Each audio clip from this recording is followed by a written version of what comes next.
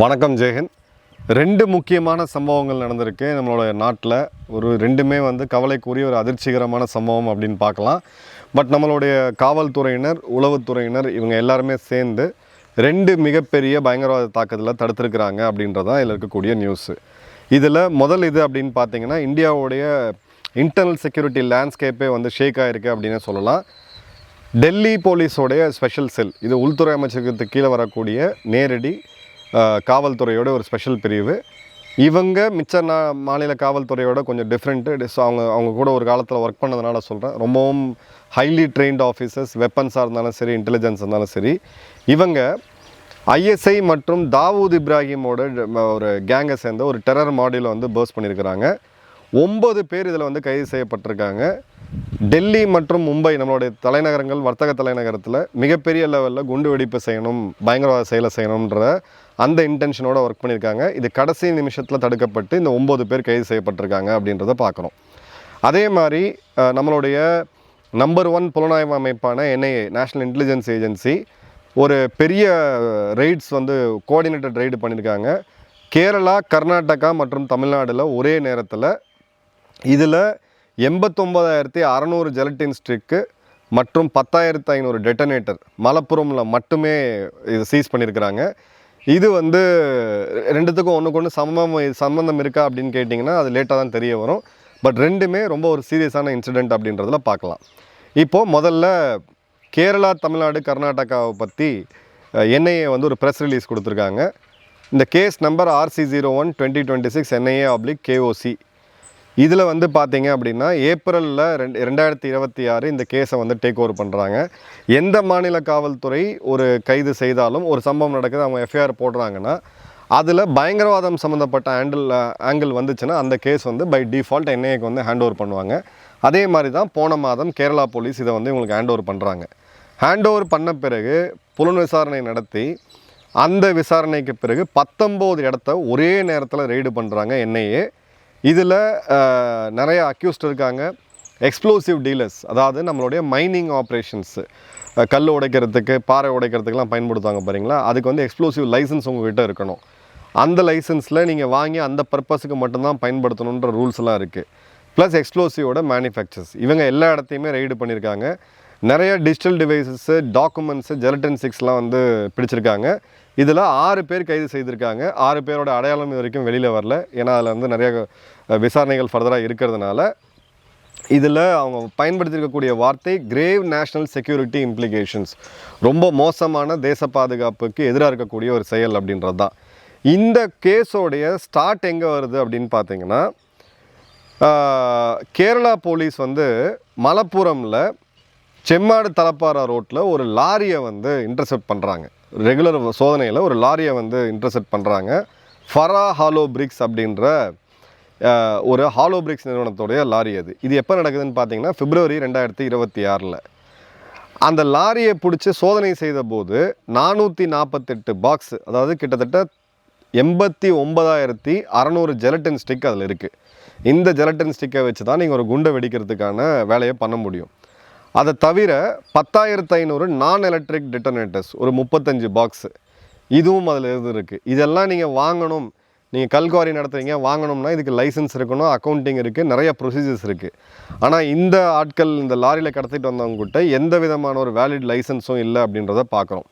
அதன் பிறகு தான் அவங்க எஃப்ஐஆர் போடுறாங்க. எஃப்ஐஆர் போட்ட பிறகு டெரர் ஆங்கிள் வருது. பிறகு ஏப்ரலில் இந்த கேஸை என்ஐஏட்ட ஹேண்ட் ஓவர் பண்ணுறாங்க. இதில் unlawful pilferage and identify the intended use of explosives. அதுக்காக நீங்கள் மொத்தமும் மைனிங்லாம் தடுத்துட முடியுமா, இல்லை கல் உடைக்கிறத தடுத்துட முடியுமானா வீடு கட்டணும், அது கட்டி தான் ஆகணும். ஸோ அது ஒரு இண்டஸ்ட்ரி. பட் அதிலிருந்து நிறையா பில்ஃபரேஜ் ஆகுது, இது ஒரு பெரிய சப்ளை செயின் உருவாகுது அப்படின்றத என்ஐஏ இப்போ கண்டுபிடிச்சிருக்காங்க. இந்த ஸ்கேல் ஆஃப் எக்ஸ்ப்ளோசிவ்ஸ் அப்படின்றது இந்திய வரலாற்றிலேயே தெற்கில் இருக்கக்கூடிய இந்த மாநிலங்களில் மிகப்பெரிய லெவலில் பண்ணியிருக்காங்க அப்படின்றத பார்க்குறோம். கேரளா போலீஸ்க்கு ஃபஸ்ட்டு இதுக்கு ஒரு நன்றி சொல்லணும். இதை இந்த லாரியில் வெங்காயத்துக்கு நடுவில் வச்சுருக்கிறாங்க அப்படின்றத பார்க்குறோம். ஸோ ஒரு ப்ரொஃபஷ்னல் ஸ்மக்லிங், ஒரு சிண்டிகேட் இதில் இன்வால்வ் ஆகிருக்கிறத நம்ம தெளிவாகவே பார்க்குறோம் அதில். அதே மாதிரி பார்த்தீங்க அப்படின்னா, இதே மாதிரியான ஒரு நிகழ்வு பாலக்காடு மாவட்டத்தில் நடந்துச்சு. ஒரு 100 பாக்ஸ் ஜெலட்டின் ஸ்டிக்கை இது பண்ணாங்க. அது எப்படின்னு பார்த்தீங்கன்னா, தர்பூசணி எடுத்துகிட்டு போன லாரிக்குள்ளே இதை வச்சு எடுத்துகிட்டு போனாங்க அப்படின்றத பார்க்குறோம். அதே மாதிரி ஒரு ஹாலோ பிரிக் கம்பெனி நடத்தக்கூடிய ஒரு நிறுவனம் நடத்தக்கூடிய அந்த வச்சுருக்கக்கூடிய அந்த ஸ்டோரேஜ் கிடங்கு, இந்த ஹாலோ பிரிக்ஸை சேர்த்து வைப்பாங்க பார்த்தீங்களா, அந்த ப்ரமிசஸில் இது நடக்கும் பொழுது ஸோ ஒரு லெஜிட்டிமேட் பிஸ்னஸை கவராக வெளியில் வச்சுட்டு நான் வந்து கல்குவாரி நடத்துகிறேன், நான் வந்து ஹாலோ பிரிக்ஸ் பண்ணுறேன் அப்படின்னு சொல்லி ஃப்ரண்ட் எண்டில் ஒரு நிறுவனத்தை வச்சுக்கிட்டு பின்னாடி இந்த வேலையில் ஈடுபட்டிருக்காங்க அப்படின்னு தெரியுது. மலப்புரம், கோழிக்கோடு, காசர்கோடு, கண்ணூர், தமிழ்நாட்டில் சில முக்கியமான இடங்கள் மற்றும் கர்நாடகாவில் சில முக்கியமான இடங்கள், ஸோ ஒரே நேரத்தில் கிட்டத்தட்ட 19 இடங்கள் ரைடு பண்ணியிருக்கிறாங்க அப்படின்றத பார்க்குறோம். இப்போது இதில் ஒரு முக்கியமான விஷயம் என்ன அப்படின்னு பார்த்தீங்கன்னா, மலப்புரம் இது ஒரு ஹை விஜிலன்ஸ் டிஸ்ட்ரிக்ட்னு சொல்லுவாங்க. அதாவது எப்படி சொல்கிறதுனா, இன்டெலிஜென்ஸ் ஏஜென்சிஸில் ஒரு சம்பவம் நிறையா ஒரு இடத்துல ஒரே இடத்துல போய் லிங்க் ஆச்சு அப்படின்னா அதை வந்து ரொம்ப கண்காணிக்கல வைப்பாங்க. ஏன்னா ஐஎஸ்ஐஎஸ்ஐயோட ரெக்ரூட்மெண்ட் அதில் கேரளாவிலேருந்து நிறையா பேர் போய் ஜாயின் பண்ணாங்க அந்த காலகட்டங்களில் 2016 தெரியும். அதில் அதிகமான பேர் போனது அப்படின்றது இதே மலப்புரத்துலேருந்து தான் அப்படின்றத நம்ம பார்க்குறோம்.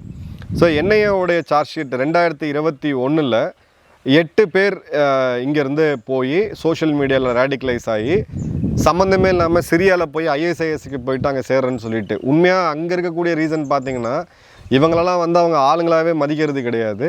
கை கால் அமுச்சு விட்றது, நர்ஸ் வேலை பார்க்குறதுன்னு சில வேலைகள் தான் கொடுத்தாங்களே தவிர இவங்களுக்கு ஒன்றும் பெரிய ஃபைட்டர் ரோல்லாம் வந்து அங்கே கொடுக்கல. பட் அதில் எல்லாருமே கொல்லப்பட்டாங்க அப்படின்றத பார்க்குறோம்.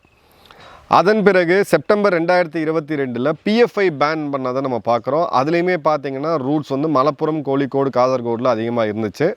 ஸோ இந்த இடம் தான் இதுக்கு வந்து ஒரு பெரிய ஹைலைட்டை வந்து கொடுக்குது. செகண்டு, டெல்லி போலீஸோட ஸ்பெஷல் கண்டுபிடிச்ச அந்த ரெய்டு, அதில் 9 பேர் வந்து கைது செய்யப்பட்டிருக்காங்க. கைது செய்யப்பட்ட 9 பேர் டெல்லி, மும்பை மற்றும் பஞ்சாபை சேர்ந்தவங்க. இதில் வந்து பார்த்தீங்க அப்படின்னா சில பேர் வெளிநாட்டவர்களும் இருக்காங்க, நேபாளை சேர்ந்த ஒருத்தவனும் கைது செய்யப்பட்டிருக்கான் அப்படின்றது தான்.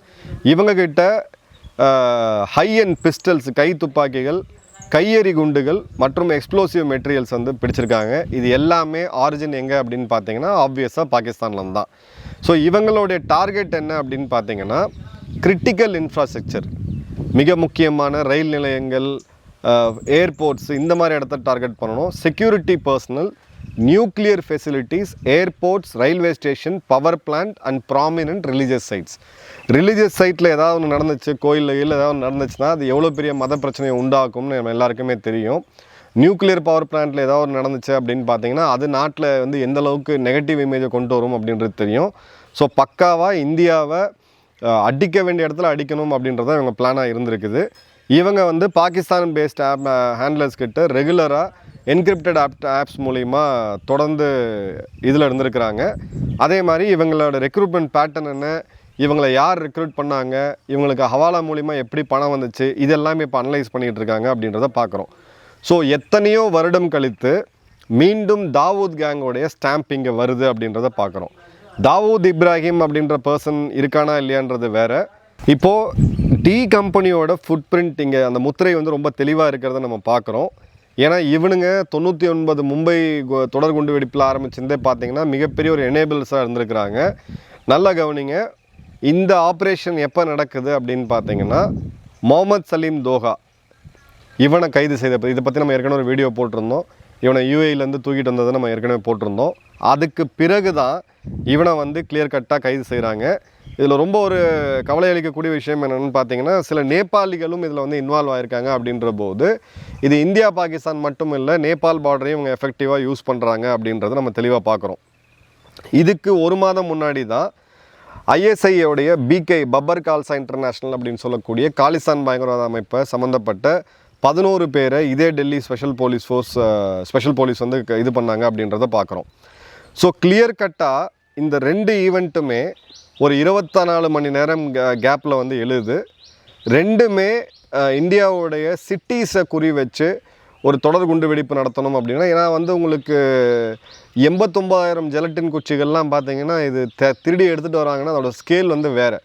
எக்ஸ்ப்ளோசிவ்ஸ் எல்லாம் ஒரு காலத்தில் ஹேண்டில் பண்ண விஷயத்தில் நான் அந்த ஒரு எக்ஸ்பீரியன்ஸில் சொல்கிறேன். இதோட ஸ்கேல் அப்படின்றது ரொம்ப பெருசு.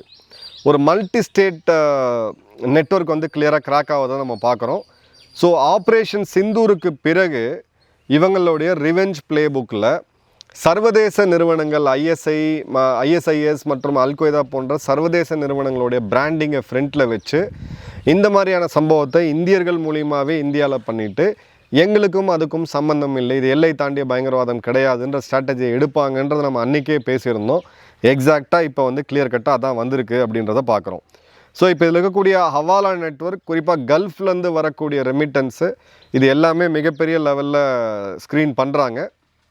பிரச்சனை என்ன அப்படின்னு பார்த்தீங்கன்னா, இப்போ தங்கம் வாங்கக்கூடாது அப்படின்றதுக்கு கவர்மெண்ட் என்ன பண்ணுவாங்கன்னா எக்ஸைஸ் டியூட்டி ஏற்றி விடுவாங்க. ஆனால் நம்மளுடைய கஸ்டம்ஸ்லாம் எப்படி ஒர்க் பண்ணுவாங்கன்னு நமக்கு தெரியும். ஒரு 10% தங்கத்தை வந்து கஸ்டம்ஸ் பிடிக்கிறாங்கன்னா அவங்க பிடிக்கிற தங்கம் 10%, அப்போ 90% உள்ளே வருதுன்னு அர்த்தம். ஸோ நீங்கள் கட்டுக்கட்டாக பணம் எடுத்துறத விட ஒரு 1 கிலோ தங்கத்தை எடுத்துகிட்டு வந்தீங்கன்னா இந்த ஃபண்டிங்கை வந்து உங்களால் ஈஸியாக பண்ண முடியும். ஸோ கிளியர் கட்டாக ஒரு பெரிய ஆபத்துலேருந்து டெல்லி ஸ்பெஷல் போலீஸ், கேரளா, மற்றும் கர்நாடகா, தமிழ்நாடு ப்ளஸ் என்ஐஏ நம்மளை வந்து காப்பாற்றியிருக்காங்க அப்படின்றது ரொம்ப ரொம்ப முக்கியமான ஹைலைட்டு. ஏன்னா ஒரு சம்பவம் நடந்த பிறகு இந்த தொலைக்காட்சியில் ஆரம்பித்து பார்த்திங்கன்னா இந்த ஆளுநாள் அலகேஷன்ஸ்லாம் வந்து என்ன சொல்லுவாங்கன்னா, இது வந்து உளவுத்துறையோட ஃபெயிலியரு, இன்டெலிஜென்ஸ் ஃபெயிலியர்னு அடித்து இஷ்டத்துக்கு விடுவாங்க. ஒரு 100 விஷயத்துலேருந்து நமக்கு கண்ணுக்கு தெரியாமல் நம்மளை வந்து அவங்க காப்பாற்றிக்கிட்டு இருக்காங்க. ஒரு சம்பவம் இன்றைக்கி உலகம் முழுக்க நடக்க தான் செய்யுது. அதில் நம்ம இன்டெலிஜென்ஸை சரி பண்ணணும், அது தவறு கிடையாது, பாடங்கள் கற்றுக்கணும், சரி பண்ணணும்.